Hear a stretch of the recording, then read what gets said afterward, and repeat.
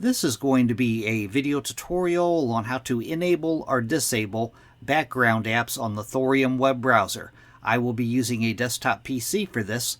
Let me jump over to my browser here.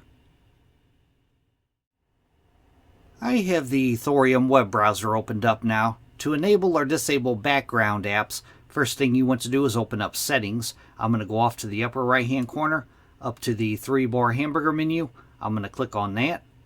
Then I'm going to go down to where it says Settings, and I'm going to click on Settings.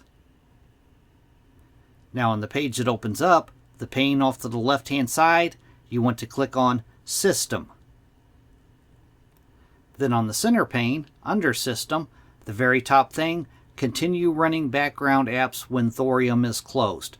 Mine is turned off, but to toggle it on, you would just toggle this on, and to disable it, you would just toggle it off.